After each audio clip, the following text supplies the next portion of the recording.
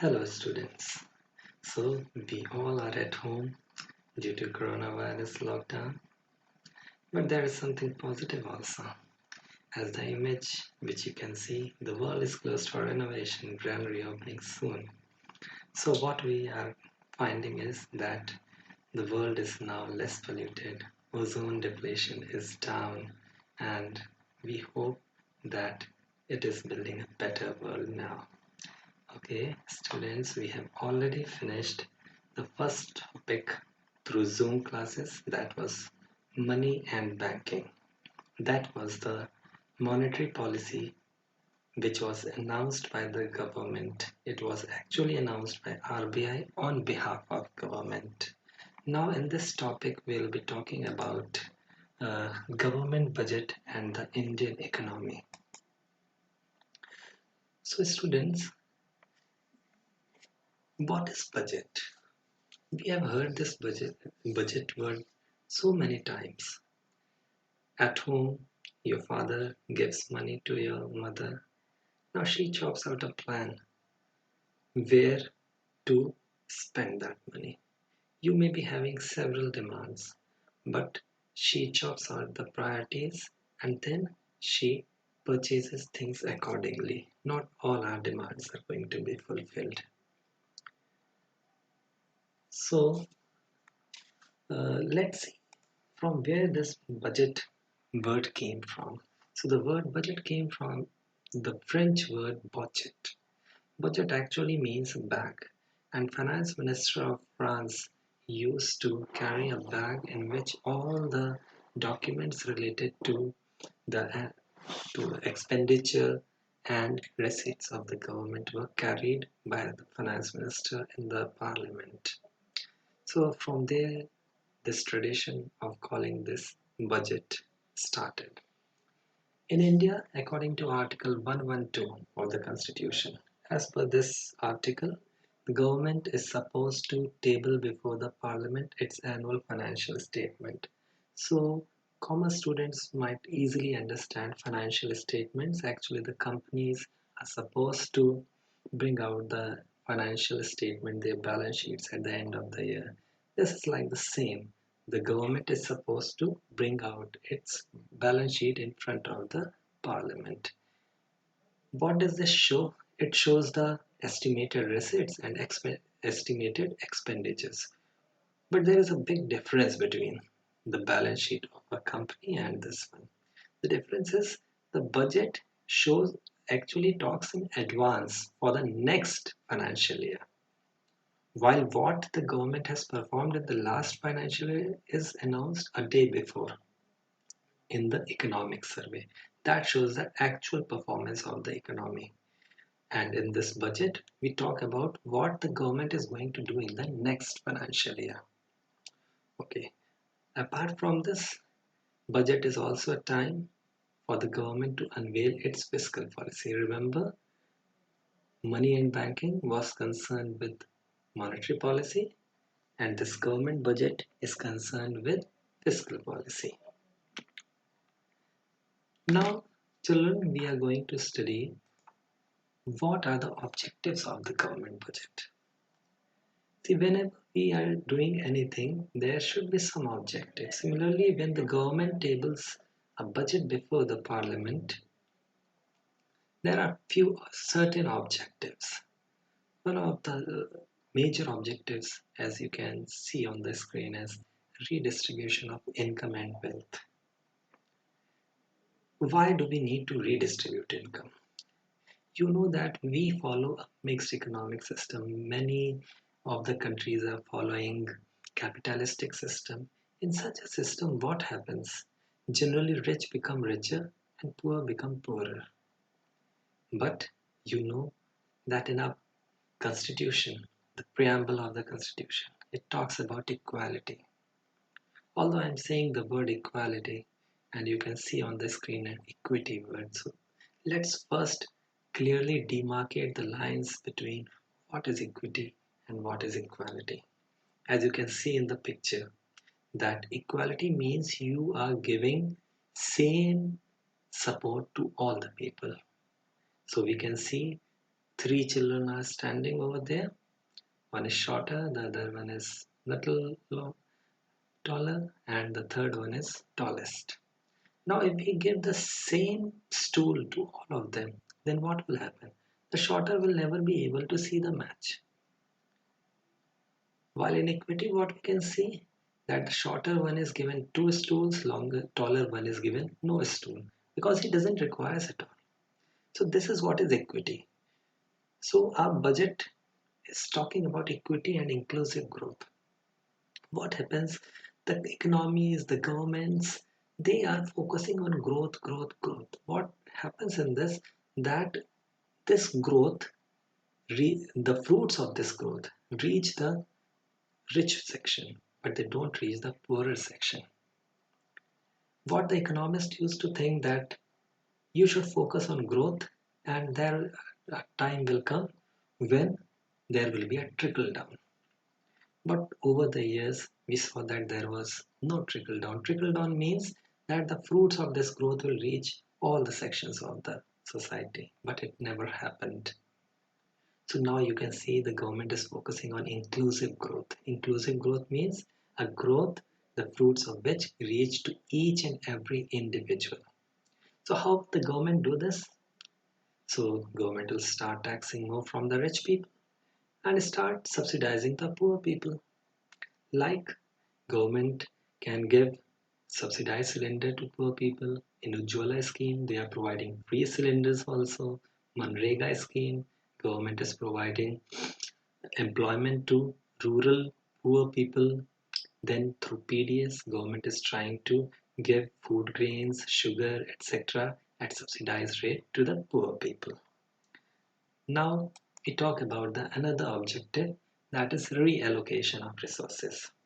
Children, in class 11th microeconomics last topic we talked about markets, how the markets work. But markets work only for viable industry. For a non-viable industry, markets fail. What is a viable industry? Where demand and supply curves intersect each other. There can be few markets where demand and supply curves never intersect each other. For such goods, markets fail. They will never provide such things. Why the markets will not provide those things? Because they do not provide them sufficient profits. Just like a park or a police or you can say administrative services. Now the income from all these services is very low, while the cost of providing these services is very high. So such public goods and merit goods can never be provided by the private sector. Now let's understand it with the picture. This monkey tamasha we all have seen. What happens, children, when a madari comes with a monkey? A whole crowd you can see. Now what happens once the tamasha is finished? They all enjoy it, but once it is finished, what happens? Few of them give some money and rest of them just go away. If he asks, they will say, I was never seeing your tamasha, I was just seeing something has happened or not.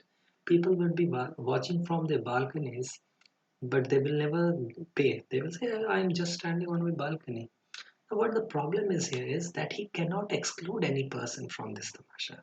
So he cannot charge price also.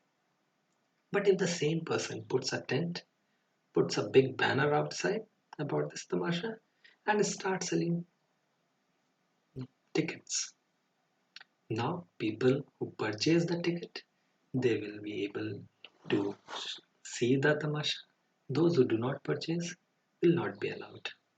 Now here he can exclude people. Now the two examples which I have given, the first one was of public goods, the second one was of private goods.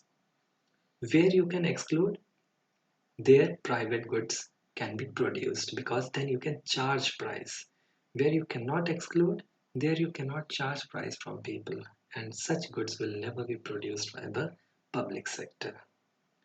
How will the government reallocate resources? Reallocate resources means bringing the resources from other production to those which are production of those goods which are necessary.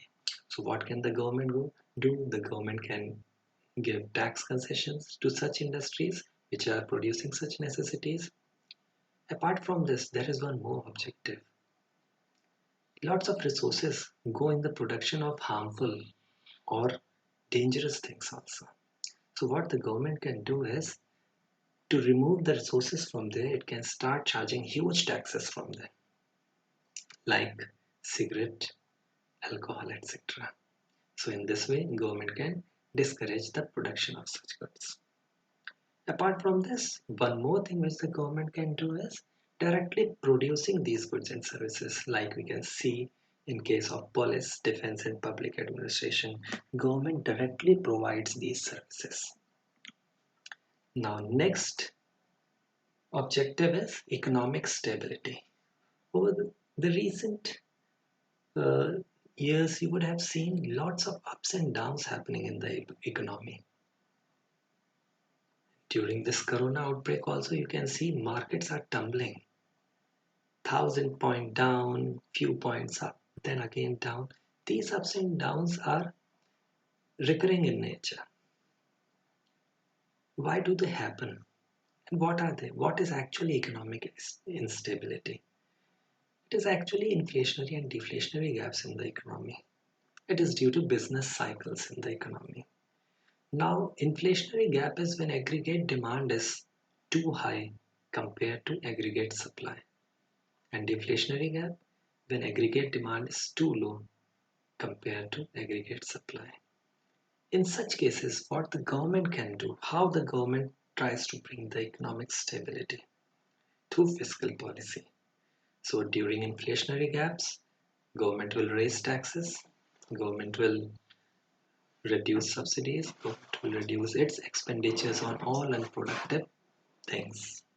During deflationary gaps, government will start reducing taxes, increasing subsidies, and government expenditures.